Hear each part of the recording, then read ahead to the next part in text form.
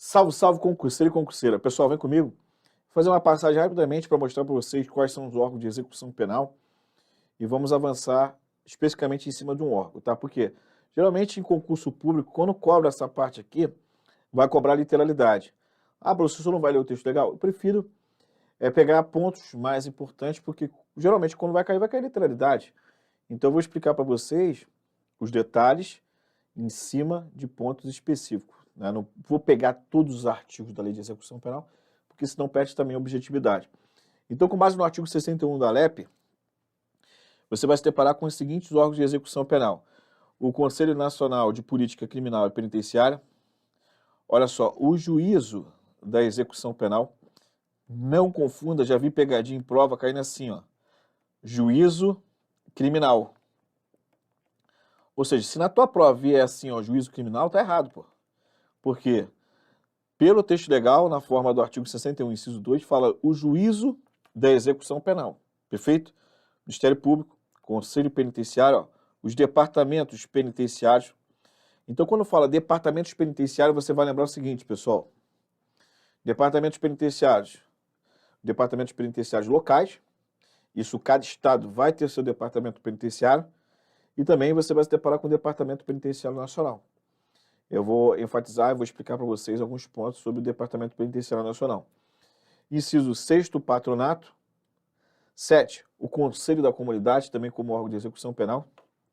E por fim aqui, ó, o inciso 8º, a Defensoria Pública. Você pode observar que a Defensoria Pública ela foi incluída como órgão de execução penal através do advento da Lei 12.313 de 2010. Então, efetivamente, passou a ser órgão da execução penal só a partir aqui, ó, de 2010, tá bom? Perfeito? Então, não se esqueça desse detalhe importantíssimo. Agora, vem comigo aqui, ó, já avançando, eu vou falar a respeito do Departamento Penitenciário Nacional. Não se esqueça de pegar os dispositivos e fixar a literalidade ali envolvendo os outros órgãos de execução penal. O artigo 71 vai falar o seguinte, ó. O Departamento Penitenciário Nacional, subordinado ao Ministério da Justiça, é órgão executivo da Política Penitenciária Nacional e de apoio administrativo e financeiro do Conselho Nacional de Política Criminal e Penitenciária. Então, presta atenção. É órgão de execução penal não só o Departamento Penitenciário Nacional, como também os departamentos penitenciários em âmbitos regionais, tá bom? Só que tem um detalhe específico, né? Em 2021, o pessoal fez concurso para o Departamento Penitenciário Nacional para tentar ali tomar posse no cargo de agente federal de execução penal, que é policial penal federal, enfim. Hoje, o que acontece? Hoje, em termos de estruturação de órgão, isso não como órgão de execução penal, porque como órgão de execução penal, você segue o que está na lei de execução penal. A LEP não fala o DPEM, Departamento Penitenciário Nacional, então não mexe nisso. Para retirar dali tem que ter o quê? Uma alteração legislativa. Mas dentro da estrutura administrativa, vamos colocar como referência uma estrutura do Ministério da Justiça, hoje você tem acima ali a Secretaria Nacional de Políticas Penais. Então, correto hoje... Ah, não, SDPEM não, Secretaria Nacional de Políticas Penais. Entendeu? Então, criaram uma secretaria.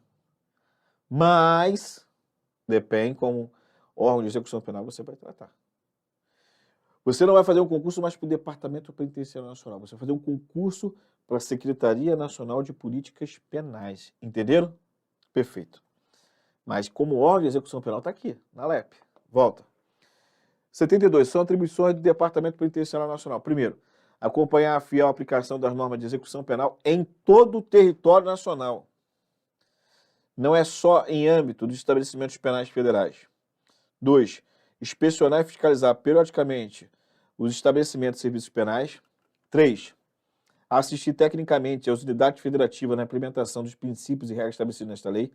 4. Colaborar com as unidades federativas mediante convênios na implantação de estabelecimentos e serviços penais. 5. Colaborar com as unidades federativas para a realização de cursos de formação de pessoal penitenciário e de ensino profissionalizante do condenado e do internado. 6. Estabelecer mediante convênios com as unidades federativas o cadastro nacional das vagas existentes em estabelecimentos locais destinadas ao cumprimento de penas privativas de liberdade aplicadas pela Justiça de outra unidade federativa, em especial para presos sujeitos ao regime disciplinar. 7. Acompanhar a execução da pena das mulheres beneficiadas pela progressão especial de que trata o parágrafo 3º do artigo 112 desta lei, monitorando sua integração social e a ocorrência de reincidência, específico ou não, mediante a realização de avaliações periódicas de estatísticas criminais. E por fim aqui, incumbe também ao DEPEN a coordenação e supervisão dos estabelecimentos penais e de internamentos federais. Não se esqueça disso, tá bom? Avançando, pessoal, vem aqui comigo, olha só, ponto interessantíssimo. Geralmente cai uma questão dessa em concurso, envolvendo quais são os requisitos para a pessoa se tornar diretor do estabelecimento. Lembrando que o diretor do estabelecimento, ele que exerce o poder disciplinar no estabelecimento prisional. Então ele pode aplicar ali as sanções administrativas de advertência, repreensão, suspensão, restrição de direito, isolamento até 30 dias do preso. A única sanção administrativa que o diretor do estabelecimento não pode vir aplicar, no caso, é o regime disciplinar diferenciado.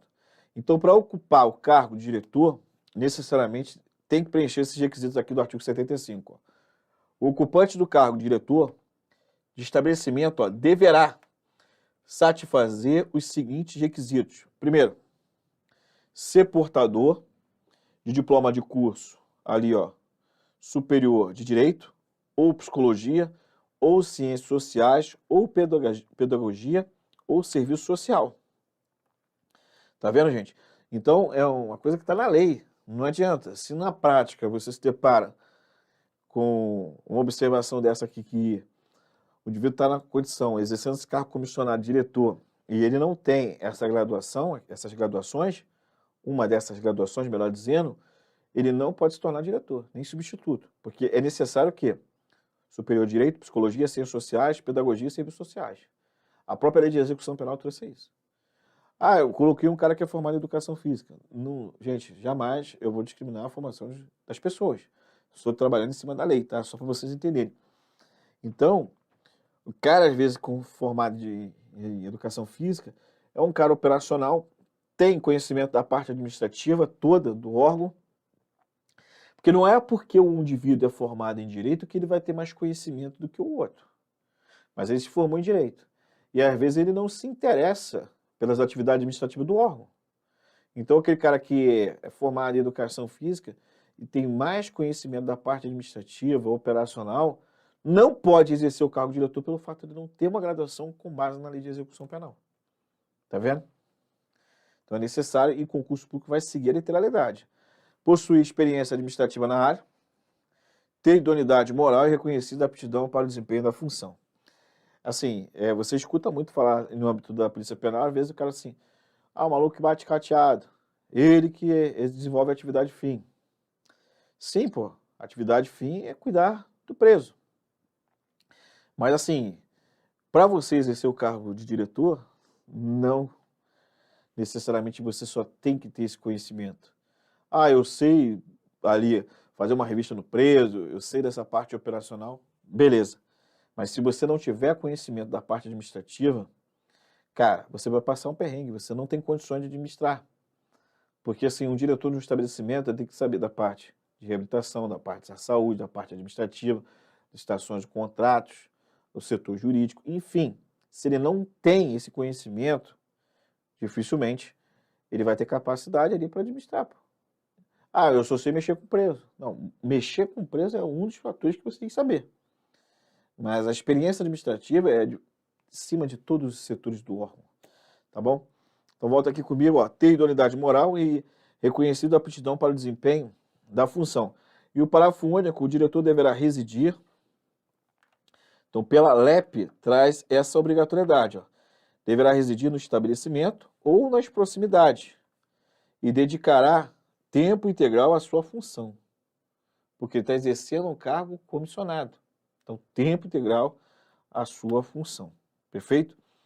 O artigo 84, já avançando, porque aqui é o famoso pulo do gato. Tô brincando. Olha só, o artigo 84 é uma observância do princípio da individualização da execução penal. Quando você estava estudando comigo ali no início da aula, da lei de execução penal, eu falei assim, ó, princípios, princípio da legalidade, princípio da humanização das penas, princípio da individualização da execução penal. Um desdobramento, ou melhor dizendo, uma observância, você pega aqui com base no artigo 84. Olha o que traz aqui, ó. O preso provisório ficará separado, olha, preso provisório ficará separado do condenado por sentença transitada em julgado. Ou seja, não pode misturar. Pô, mas professor, na prática embola. Na prática, depois tu vê. Tu vai fazer concurso. Então tem que saber da teoria. O princípio da divulgação da execução penal, preso provisório tem que ficar separado do preso condenado.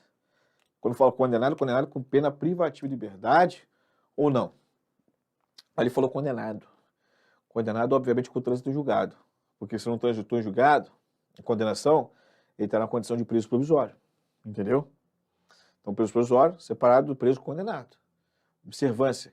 Porque pode acontecer desse preso provisório ser beneficiado com um alvará de soltura, ser absolvido.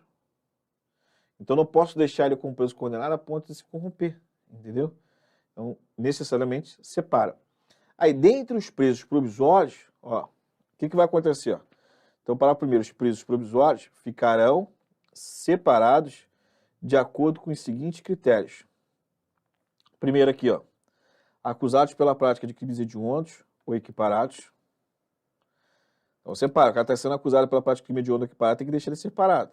Acusados pela prática de crimes com violência ou grave ameaça à pessoa. Por exemplo, aqui, pessoal, preso provisório, crimes hediondos equiparados, você vai buscar aqui o artigo 1º, ou então o artigo 2º dessa lei aqui, a Lei 8.072 de 1990, que é a Lei dos Crimes Hediondos. Então, o cara foi lá, está sendo acusado de homicídio qualificado, tem que ficar separado, porque homicídio qualificado é crime hediondo. Entendeu? Não é um estupro, separado. Não, o estuprador, gente, tem que ficar no seguro, né? E ele tem que ficar no seguro, tem que ficar separado, senão os presos pegarem ele, souberem que ele é o Jack, ele vai morrer. Vão matar ele. Primeira rebelião, vão matar ele, até às vezes nem esperam a rebelião, já matam logo de cara. Então, por uma questão de segurança do próprio preso, ele tem que ficar separado. Então, primeira situação, os presos provisórios, aliás, desculpa, crime hediondo equiparado. Segundo, acusados pela prática de crimes cometidos com violência ou grave ameaça à pessoa. Aí pode colocar, por exemplo, uma extorsão, um roubo. 3. Acusados pelas práticas de outros crimes ou contravenções diversos apontados no inciso 1 e 2. Por exemplo, um furto simples. É um furto que não é crime hediondo, furto simples não é crime hediondo, e nem um crime praticado com violência ou grave ameaça à pessoa. Estelionato, também, um crime que não é hediondo ou equiparado e não tem violência ou grave ameaça à pessoa. Então, tá furto, estelionato, entendeu? Faz essa separação, isso dentro da classificação de preso provisório. Já aqui, ó, o artigo 84, parágrafo 2º, fala, ó, o preso que, ao tempo do fato, era funcionário da administração da justiça criminal, ficará em dependência separada. Opa, presta atenção aqui comigo. Vamos lá. Por que ele vai ter que ficar separado se ele pertencia à administração da justiça criminal? Por exemplo, eu sou um policial penal federal. Sou um policial penal federal. Vai ter como colocar eu numa cela com um preso? Claro que não. Ah, mas você foi preso, por exemplo. Olha só. Se você pega um policial penal, estadual, federal, distrital, que seja, e coloca ele junto com presos que não foram policiais penais, os presos vão matar ele. Então ele vai ficar o quê? No seguro. E ele ficar no seguro é colocar ele de forma o quê? Separada.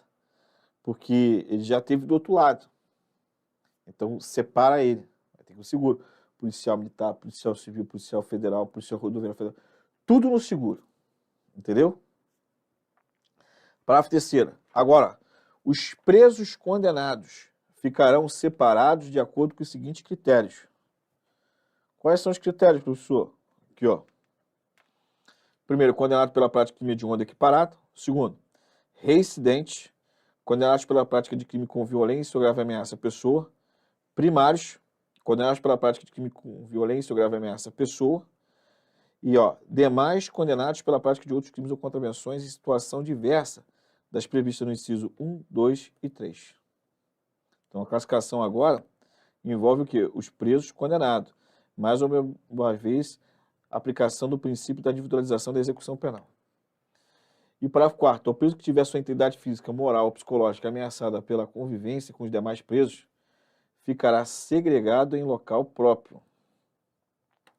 Então aqui, ó, tiver sua integridade física, moral ou psicológica ameaçada. Por exemplo, no caso, como eu disse para vocês, o cara foi lá e praticou um estupro. Estuprador, filho, se os caras pegarem, vai morrer. Estuprador, X9. No caso também ali, ó, o cara é matador de aluguel. Então, os próprios presos, eles têm um código. E determinados tipos de condenações, eles rejeitam. Inclusive, salvo me engano, no Rio de Janeiro, foi feita uma facção, acho que era Povo de Israel, renegados do crime.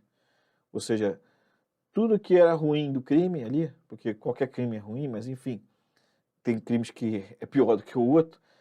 Então, o que acontece? Tudo que era ruim dos renegados do crime, eles botaram o crime aqui uma facção. Aí virou o quê? O Povo de Israel. Então, por exemplo, aliás, estuprador, matador de aluguel, os caras bem perversos, né? Aqueles crimes que você tem nojo. Então, montaram a parte. Entendeu? Os caras têm que ficar no seguro. O povo pegar vai matar todos eles. Volta. Avançando aqui, ó. Agora eu vou falar com vocês a respeito de estabelecimentos penais e direto em alguns pontos específicos, né? Ou seja, é interessante você pegar ali a parte inicial que fala sobre estabelecimentos penais e depois dar uma lida, mas assim, eu já vou direto nas espécies de estabelecimentos penais. Lembrando que as mulheres ficarão no estabelecimento penal próprio para elas.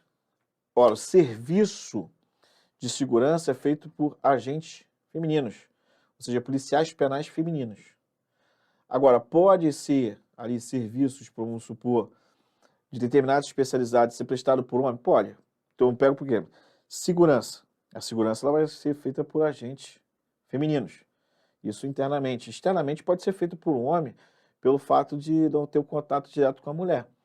Mas ali dentro do estabelecimento prisional, mexendo com a própria presa, aí tem que ser policial penal feminino. Um exemplo aqui, tá? Um outro detalhe é que serviços que não necessariamente sejam da parte de segurança, por exemplo, um médico, pode ter um médico especializado em psiquiatria, médico especializado em ortopedista. Então, nesses serviços, fora ali a condição de agente, pode ser prestado por pessoas do sexo masculino. Entendeu? Desde que, obviamente, seja essencial. Então, volta aqui comigo e vamos agora à leitura do artigo 87. A penitenciária destina seu condenado à pena de reclusão em regime fechado. Então, não se esqueça, para de falar que nem conversa ali quando você fala no bar. O indivíduo foi para a cadeia. Pessoal, você falar que o indivíduo foi para a cadeia, você pode falar no teu dia a dia, o problema é teu. Mas, tecnicamente, cadeia pública serve para abrigar o quê? Preso provisório. Presídio, preso provisório.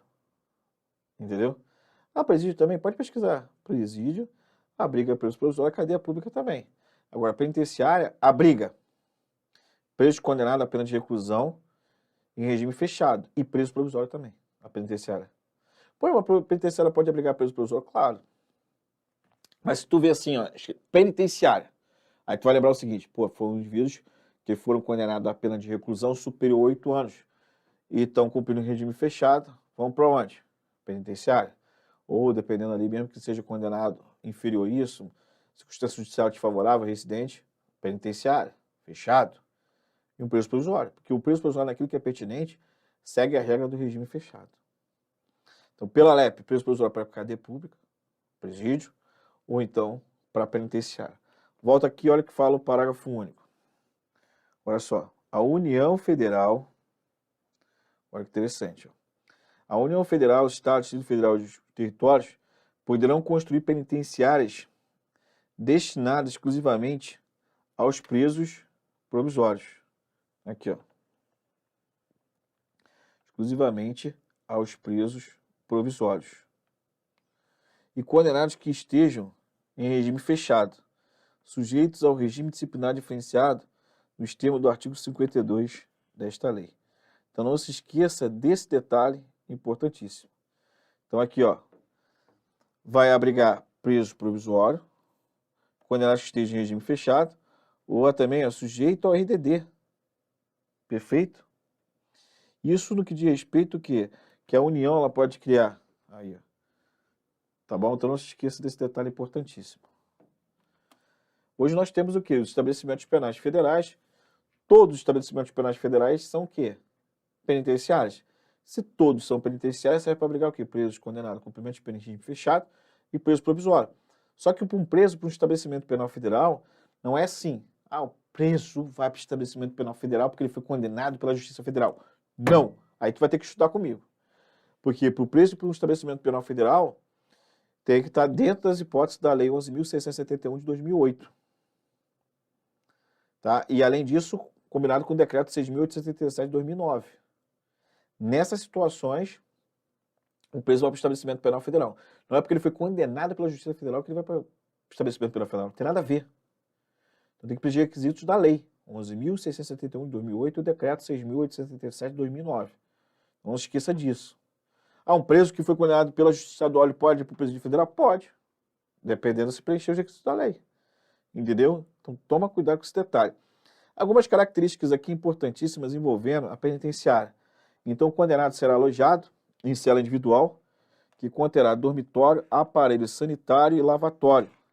E ó, são requisitos básicos da unidade celular. Primeiro, salubridade do ambiente pela concorrência dos fatores de aeração, insolação e condicionamento térmico, adequada existência humana, área mínima de 6 metros quadrados.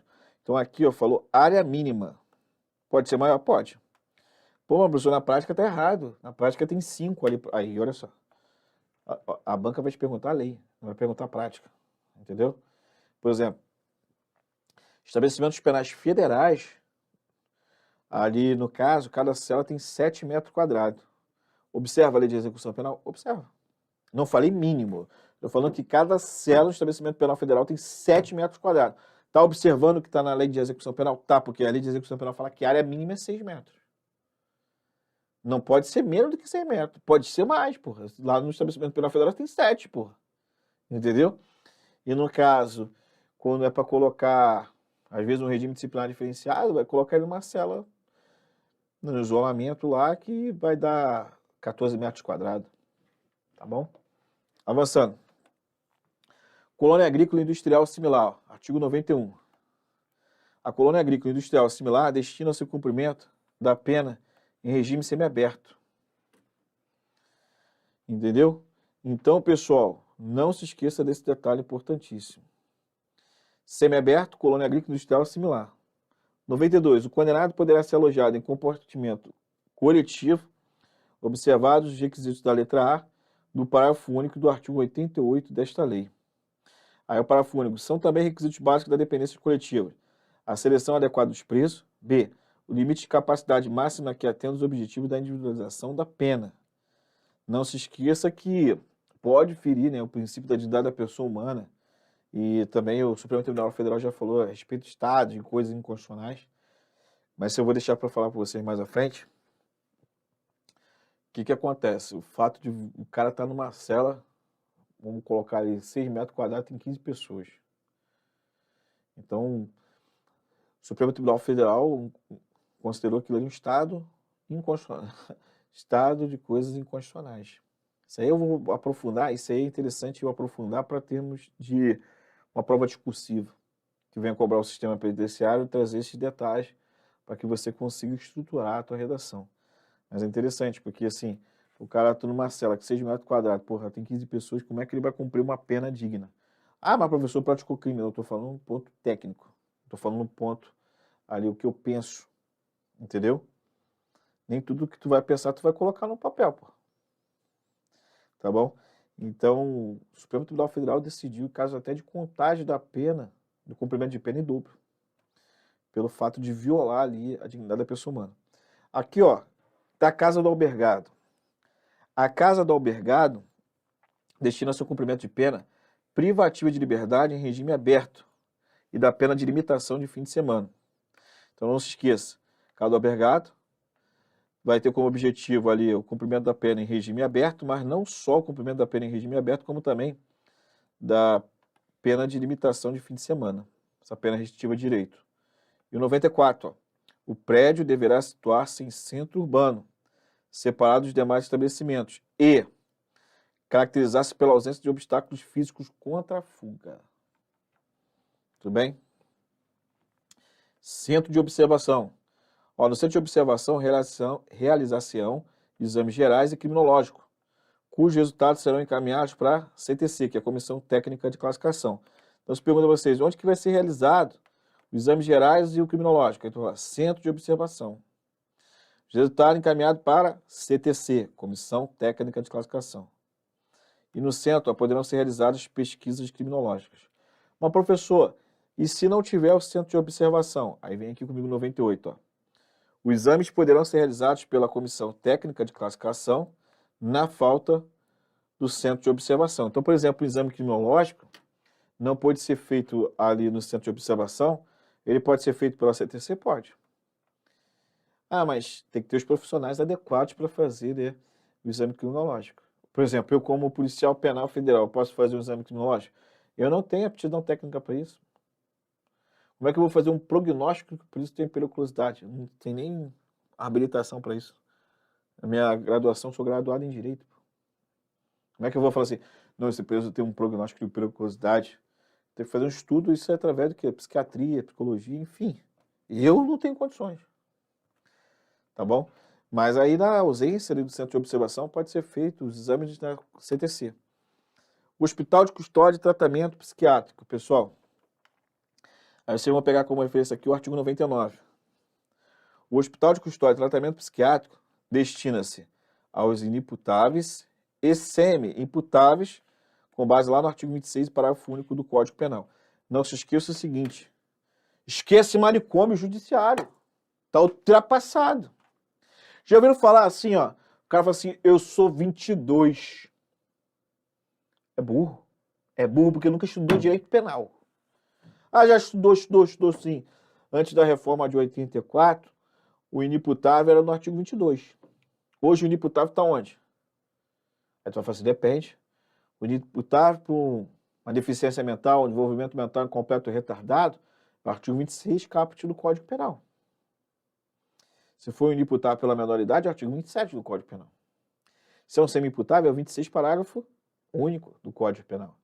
Se gerou uma inimputabilidade por ali uma embriaguez completa, advinda de caso fortuito ou força maior, que o indivíduo era inteiramente incapaz de conhecer o caráter do fato e determinar-se de acordo com o entendimento, aí é o artigo 28, parágrafo 1º do Código Penal. Se for semi-imputável por isso, é o parágrafo 2º.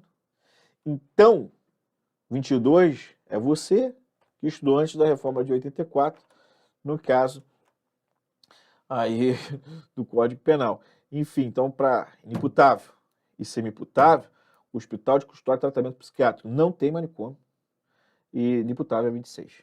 Regra geral, tá? Aí vem o parágrafo único.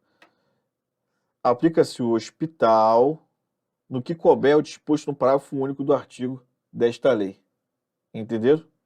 Então, aplica-se no hospital no que couber o disposto no parágrafo único do artigo 88 desta lei. Show de bola. E no caso, preso provisório, cadeia pública. Gente, depois que o cara entra lá para a Polícia Penal, faz concurso, não falo só Polícia Penal, não. Qualquer concurso que fizer, se o cara não se atualizar, não estudar, ele começa a falar ali o linguajar normal. Pô, será que o cara que trabalha com execução penal, olha só, o cara trabalha com execução penal, ele domina a lei de execução penal? Não necessariamente. O cara, ele é militar, ele domina o direito penal militar? Não necessariamente. O cara é PRF, ele domina o Código de Trânsito Brasileiro? Não necessariamente. Sabe por que eu falo não necessariamente? Porque às vezes o cara estudou para passar e depois ele não ficou ali se dedicando, estudando. Outros não. Outros estudaram para passar e continuam se aperfeiçoando. Entendeu? No meu caso, eu estudei para passar. Na época, lá, era agente penitenciário federal, hoje é policial penal federal. Eu estudei lei de execução penal. E desde aquela época até hoje eu estudo. Entendeu? Então eu só venho o que? Me aperfeiçoar. Recentemente eu fiz um curso ali da população carcerária, de vulneráveis. Também estudei a parte da LGBTI+, em ambiente prisional, ou seja, como é que é um procedimento, de forma mais detalhada, as portarias ali, enfim. Mas para quê? Para qualificar, para passar um conteúdo de maior qualidade. Entendeu? Então, entenda. É porque assim, o público leigo, é bem bonito você colocar um cara que é PRF para dar aula de trânsito, um cara que é policial penal para dar aula de LEP, um cara que é um policial militar para dar aula de direito penal militar. Mas isso não é uma verdade absoluta. Às vezes ele não tem um domínio técnico da matéria, tá bom? Então finalizo aqui com vocês esse bloco. Bloco seguinte, ó. Pá! Progressão de regime, vamos destruir. Isso aí é o que chove em concurso público, eu estou aqui para trazer todo tipo de detalhe. Não deixar você com dúvida. Porque eu vou falar aquilo que é entendimento doutrinário, jurisprudencial, mas eu vou posicionar como que você vai resolver as questões de concurso. Um abraço!